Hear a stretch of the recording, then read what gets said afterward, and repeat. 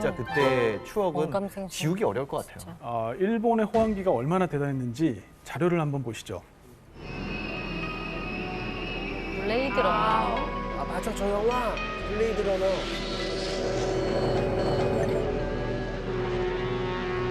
A new life awaits you in the off-world. 미래의 미국의 미래의 모습. 미국. 근데 이게 미국이 꼭 일본 같아요. 너무. 일본 색이 너무 짙어. 해리슨 포드. 젓가락. 이게 젓가락 그거 하는 거예요? 젓가락 맞아요. 자장면 남은 먹을 때. 젓가락. 라면. 그러니까 일본화된 미국을 표현한 거네요, 영화에서. 그만큼 일본에 영향이 있어서. 이게 미래도시가 배경인데 간판이 온통 일본어죠. 이 당시 기준으로는 40년 뒤, 그러니까 2019년에 LA를 배경으로 하고 있거든요. 근데 아까 보신 것처럼 광고판에는 기모노를 입은 일본 여인이 나오고요. 맞아요. 식사할 완전 때는 일본. 포크가 아니라 젓가락을 또 쓰고 있죠. 그래서 당시 이제 1980년대 미국인들이 일본에게 느꼈던 어떤 두려움, 이런 정서가 고스란히 담겨져 있다고 볼 수 있습니다. 당시 미국의 뉴스 보도들을 좀 볼까요? Japan buys US with their money. 네, 그 일본이 미국의 돈으로 미국을 사들이고 있다. 또 일본의 경제 침략에 맞서는 법. 미국 언론들이 일본에 대해서 불만을 드러내고 있죠. 혹시 이거 어떤 일 때문에 그런지 아시나요? 어떤 짓이? 어떤 딱 사건이 있어요? 네, 그 얘기는 아주 많이 들어봤어요. 중요한 사건이 하나 있는데요. 미국의 상징과도 같은 뉴욕의 록펠러 센터를 일본의 부동산 회사가 구입을 하게 되죠. 맞아. 생각난다 생각나. 오늘 그때 난리 났었어요. 진짜 그때 그거를 일본 회사에서 샀어요. 그래서 뉴욕 맨하탄에 있는 건물의 어떤 시그니처 건물들이 일본 자본들이 다 싸그리 산다 이런 얘기가 있어가지고. 일본인 분들이 록펠러 센터만 산 게 아니라 하와이나 LA나 뭐 미국의 주요 도시에 굉장히 많이 해외 투자를 맞아, 했다고 땅 하더라고요. 많이 저 솔직히 제 아빠도 하와이에 하나 땅이 있었어요. 우와. 네, 팔았어요. 돈이 바블가 터졌는데. 네. 네, 일본은 1955년부터 73년까지 연평균 10% 정도의 고도 성장을 했는데요. 10%. 90년대 초에 여러분 다 아시다시피 그 버블이 붕괴되기 전까지도 연간 한 4%에서 한 5% 정도 계속된 안정적인 성장을 했습니다. 특히 1980년대 후반에 버블 시절에는 방금 말씀하신 것처럼 도쿄를 팔면 미국 전체를 살 수 있다, 이런 말이 나올 정도로 뭐 일본의 땅값이 엄청나게 상승을 했습니다. 어떻게 그랬지? 저도 예전에 그 기사 보면 말이죠. 이게 같은 대학생인데 노는 게 너무 다른 거예요. 그러니까 그 친구들은 일본 친구들은 막 나이트클럽에서 양주 막 우리는 막 콜라트랙에서 놀고 있는데 잘 사는 친구들 말고. 양주 네. 누가 사주는 거잖아요, 네, 우리나라는. 그리고 졸업 파티, 대학교 졸업 파티를 네. 막 배 빌려가지고 배에서 막 샴페인 막 이런 거 막 선상 파티 하고 막. 우리는 네. 앙동이에다 막걸리 부어서 겨우 노는데. 그러니까. 그 저보다 그 언니가 큰 언니가 네. 10살 차이예요. 딱 그 언니가 대학교 때 어. 완전히 전성기였는데 네. 말씀하신 대로 배를 하나 빌려갖고 실화구나, 실화야. 중요한 거는 류미코 씨 집이 다른 친구들보다 훨씬 잘 살아서 그런 게 아니라 친구들이 다 대부분 정말 잘 그랬다는 살았던 거잖아요. 시대예요. 그러니까 물론 그 중에서도 이런 차이는 있겠지만 어쨌든 저희 집이 무슨 재벌이라던가 그렇진 않았어요. 와. 근데 그만큼 그러니까 예를 들면 그때 주식이 오늘 사면 내일 2배가 된다 뭐 그 정도 그냥 예를 들면 그런 그 당시 네. 대학생들은 외제차, 그다음에 해외여행, 양담배 뭐 이런 게 필수였거든요. 그러니까 맞아. 양담배. 지금 이제 양담배. 그래서 지금 이제 일본 젊은이들은 사실 명품 이런 것도 잘 안 사는데 일본 젊은이들이 제일 명품을 많이 구매했던 때가 바로 이제 그때 그때구나. 버블 때입니다. 그래서 그때 거 사놓은 게 빈티지 시장에 나오더라고요. 그렇죠. 네. 그럼 여기서 퀴즈를 하나 드리겠습니다. 예전 기억을 좀 떠올려서 누가 일본에 여행 간다고 할 때 또는 출장 간다고 할 때 필수품으로 사오던 게 있었는데요. 정답. 네, 이건 제가 너무 쉽게 맞힐 수 있어요. 코끼리 밥솥. 맞습니다. 이거 주부들 사이에는 밥솥? 어떻게든 뉴스에 나왔었어요. 무조건. 저희 때는 워크맨이나 뭐라고? 워크맨. 그렇지. CD 플레이어 막 CD 이런 거. 플레이어 친구들이 일본 거 사오면은 가서 흔들어 보거든요. 일본 건 안 튀어. 맞아, 맞아, 맞아, 맞아.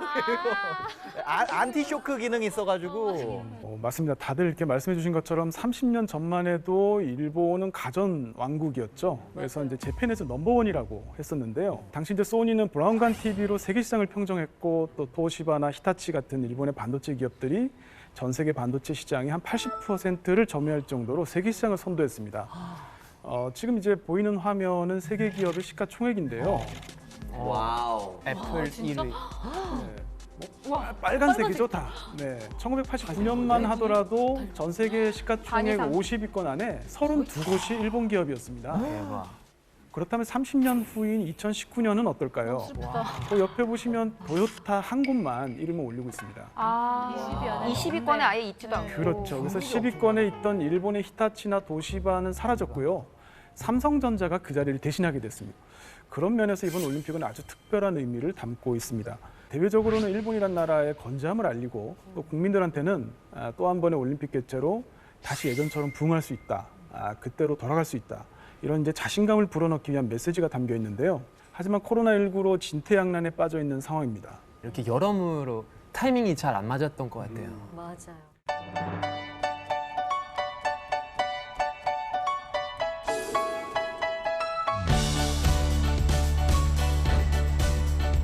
Tokyo.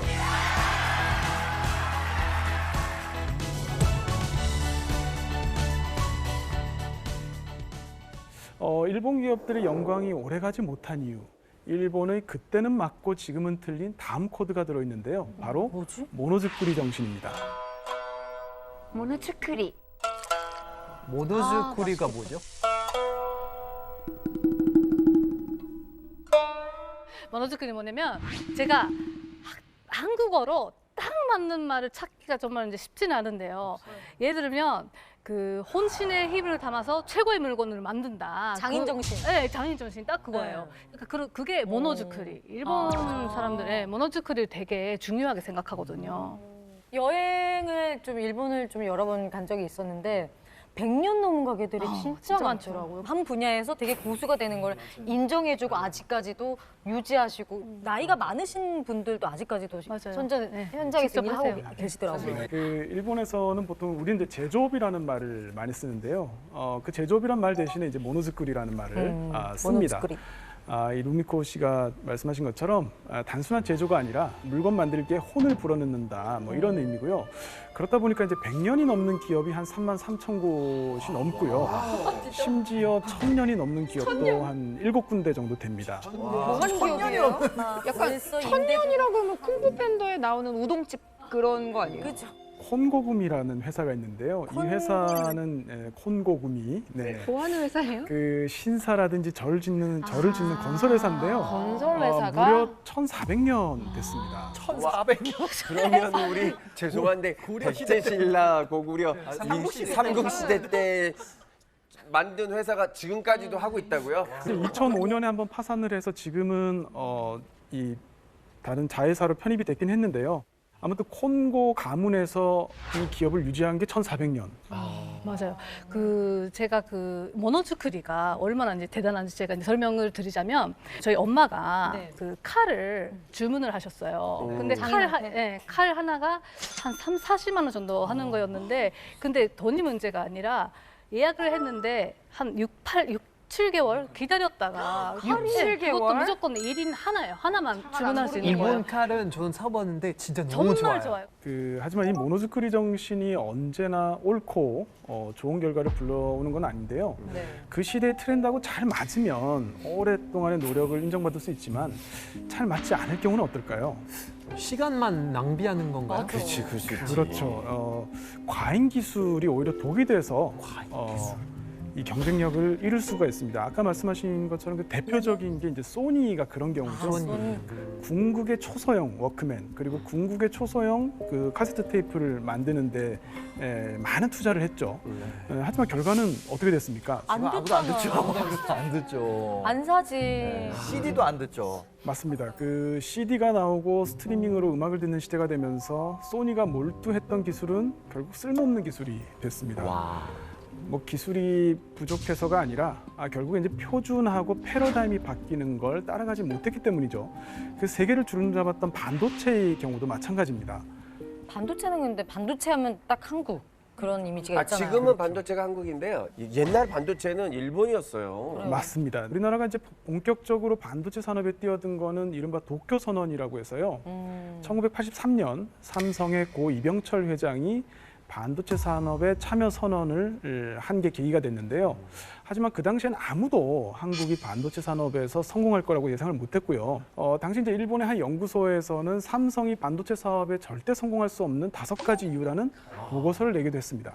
야, 그런데 그 5가지 이유를 극복하고 한국과 일본이 이렇게 역전될 수 있었던 이유가 뭘까요? 네, 그 당시에 이제 대외적인 이슈 등 여러 가지 이유가 있겠습니다만 일본하고 한국의 근본적인 대응 방식이 달랐기 때문인데요.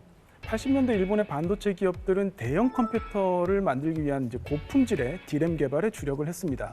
보증 기간이 무려 25년, 아주 고성능 25년이요? 제품이었습니다. 그렇지만 이제 우리 기업들의 대응 방식은 좀 달랐는데요. 퍼스널 컴퓨터들, PC 시대가 도래하면서 그 보증 기간은 좀 짧더라도 값싼 가격으로, 싼 가격으로 생산할 수 있는 그런 이제 PC용 D램을 개발했는데요. 그 일본하고 한국 이 두 제품을 놓고 시장에서는 어떤 제품을 선호했을까요? 그냥 싼 거겠죠. 우리는 뭐 보증 기간이 25년까지 쓰지도 않을 뿐더러 몇 년이면 또 실증 낼 거고 그러니까. 분명히. 그래서 그 일본의 반도체 가격 경쟁력이 하락하면서 결국에는 이제 D램 생산에서 손을 떼게 됐습니다. 그 결과 이제 우리나라가 현재 세계 시장의 70% 이상을 차지하면서 상황이 예전과는 정반대로 역전됐죠. 결과적으로 이제 우리는 팔리는 기술, 즉 고객들이 원하고 시장이 원하는 기술을 만들었고요. 일본은 만드는 기술, 즉 우리가 만들면 소비자도 시장도 따라올 거다. 우리나라 자신감. 기업하고는 반대 전략을 택했죠. 이 과잉 기술에 대한 신화, 모노지쿠리 정신이 오히려 이 세계화 흐름 속에서 일본을 뒤처지게 만드는 결과를 초래했습니다.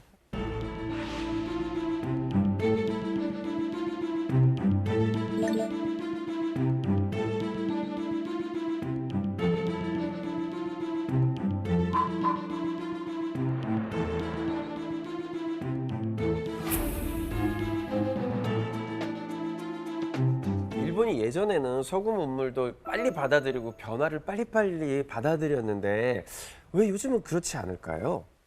굉장히 좋은 지적이신데요. 아시다시피 일본은 1868년에 메이지 유신을 했죠. 그래서 아시아 최초의 근대 국가를 이뤘는데 그 과정에서 이제 21세기 일본의 아이러니에 대한 답을 찾을 수 있을 것 같습니다. 사진 속의 장소 어딘지 혹시 아시나요? 저 여기 돈가스 집 100년 넘은 그래? 돈가스 집인데 여기 신주쿠 100년 넘었어요? 있을 거예요. 긴자. 저 옆에는- 긴자 맞아. 저 옆에 집은 뭐야? 이 진짜 유명한 집인데 이게 왼쪽에 있는 그 기무라야라고 하는데 거기는 빵집이에요. 그 여기도 단팥빵 먹죠. 네. 단팥빵의 원조예요. 여기서 만들어진 거예요. 맞습니다. 하게. 그 돈가스와 단팥빵 이 두 음식에는 또 다른 공통점이 있는데요. 혹시 뭔지 아실까요? 뭐 있을까? 사실은 저 돈가스라는 게 유럽 음식이거든요. 빵도 그렇고 돈가스도 그렇고 사실 예전부터 일본 사람들이 먹던 전통 음식은 아니죠. 그렇죠. 이 두 가지 음식은 사무라이가 개발한 음식입니다. 사무라이가? 저도 몰랐어. 사무라이가 요리도 한다고? 칼 쓰는 사람 아니에요? 재밌다. 그 메이지 유신의 결정적 계기는 1853년에 미국의 페리 제독이 함선을 몰고 일본에 이제 온 사건인데요. 그 당시 이제 신식 군대의 모습을 보고 충격을 받은 사무라이들이 수치심과 열등감, 뭐 이런 복잡한 감정이 원동력이 돼서 나중에 개혁의 주체가 되는 겁니다. 하지만 아이러니하게도 이 메이지 유신 이후에 사무라이들은 이제 더 이상 칼을 차지 못하게 됐죠. 말하자면 일자리를 잃은 겁니다. 그러니까 약간 사무라이라고 하면 우리나라 양반 같은 사람들이었잖아요. 체면 때문에라도 좀 주방에 들어가서 요리를 하거나 이러지는 않았을 것 같은데 이제는 그 칼을 요리하는 데 쓰게 됐다는 거예요? 손 씻고. 어머. 사무라이가 전업을 해가지고 당시 일본은 이제 서양을 이기기 위해서는 체격부터 키워야 한다. 그래서 이제 생각해낸 것이 육식을 권장하는 거였는데요. 사실 일본은 그때까지 불교 국가라서 맞아요. 1200년간 채식의 식습관을 갖고 있었습니다. 육식에 적응하지 못하는 일본인들을 위해서 만든 게 바로 돈가스죠. 몰랐어요. 단팥빵 역시 마찬가지인데요. 당시 이제 빵이라는 게 서양에서 들어온 거니까 그걸 처음 접한 일본인들한테 그 맛이 과연 어땠을까요? 아, 낯설지. 그냥 민민했겠지. 서양 빵은. 그 일본 사람들에게 이제 친숙한 맛을 내기 위해서 이제 일본인이 좋아하는 이제 팥을 넣고 이제 이스트 대신에 누룩을 쓰고 이렇게 이제 사용한 건데요. 이 돈가스와 단팥빵 이 두 가지 음식 속에는 이제 화혼양제라고 하죠. 일본의 전통에 서양의 기술을 더하는 그런 이제 개항의 정신이 담겨 있습니다. 근데 이제 생각해 보면 이 변화의 물결 누가 만들었나요? 사무라이. 맞습니다. 사무라이 즉 엘리트 집단인데요. 우리가 흔히 생각하는 혁명이라는 것은 이제 아래에서부터 위로 네. 변화의 물결이 일어나는 경우가 많죠. 프랑스나 러시아가 대표적인데요. 일본은 그 반대였습니다. 오히려 이제 메이지 유신으로 왕권이 복원됐죠. 그만큼 이제 일본은 엘리트 중심, 위에서부터 아래로 메시지가 흐르는 사회인데요. 그러다 보니까 이제 기업들도 국가의 보호 아래 이제 국가 주도의 성장을 이뤘죠. 이런 방식들이 과거에는 좀 더 효율적이었던 것 같아요. 그렇지. 우리나라도 마찬가지였지만 개발도상국 상태에서 처음 일어설 때는 카리스마 있게 국가 주도로 기업들이 운영될 수밖에 없는 상황도 있거든요. 맞습니다. 과거에는 변화의 방향을 빨리 읽기도 했고 또 이제 새로운 사회를 만들겠다는 에너지도 있었죠. 하지만 그 글로벌 경쟁이 치열해지면서 일본의 리더들이 제대로 된 이정표를 제시하기보다 오히려 잘못된 판단으로 위기를 악화시키는 경향을 보입니다.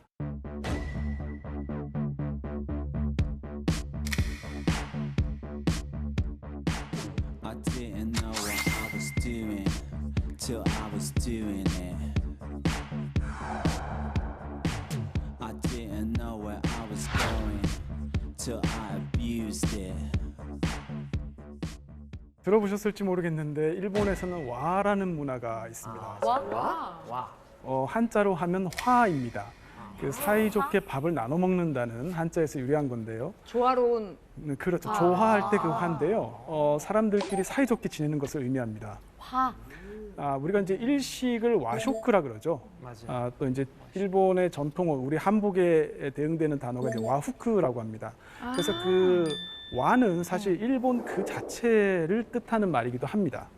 이렇게 된 데는 섬나라라는 지형적 특성도 좀 작용을 했는데요. 일본은 섬나라죠. 그러니까 안에서 싸우면 어떻게 되나요? 자멸해요. 그렇죠. 도망가봤자 일본입니다. 그래서 싸움은 곧 공멸을 뜻하죠. 결국 이제 남에게 폐해 끼치지 않고 알아서 상대방을 미리 배려하는, 신경 쓰는 그런 문화가 상대적으로 발달을 했다. 이렇게 볼 수 있는데요. 아마 일본에서 지하철을 타보시면은 이런 부분들 많이 느끼셨을 겁니다. 네. 저희 일본 진짜 자주 갔었는데 지하철에만 들어가면은 다 책을 보거나 핸드폰, 기타에 이것만 하더라고요. 그리고 전화가 아무 대화도 안 하고 침도 못 삼키겠어. 너무 조용해서. 진짜 너무 아무 숨 쉬는 것도 되게 뭔가 미안하더라고요. 아, 진짜요? 저 옛날에 어떤 게 있었냐면 그 술을 따라주잖아요 누군가 저한테 그 보통 감사합니다를 하는 게 맞죠. 네. 저는 스미마셍. 스미마셍 아리가토를 스미마셍 그러니까 폐를 끼쳐서 죄송해요. 뭐 그런 뜻인데 어쨌든 그래서 이제 그런 문화다 보니까 그 수직적인 문화잖아요. 그래서 이제 부하가 상사에게 좀 대든다던가 그런 건 절대 있을 수 없는 그래서 일이에요. 약간 국회의원들이 그 입법부에서 어떤 뭐 행정을 만들거나 법률을 만들었을 때 그거를 사법 최고기관에서 그 위헌이다 이런 말을 잘 안 한대요. 위헌 판결이 없는 나라래요, 거의. 그러니까 판결을 뒤집는 일도 그냥 안 하고 이거는 사회적으로 합의가 된 거다라고 생각하고 넘어간다는 거죠. 경우가 많아요.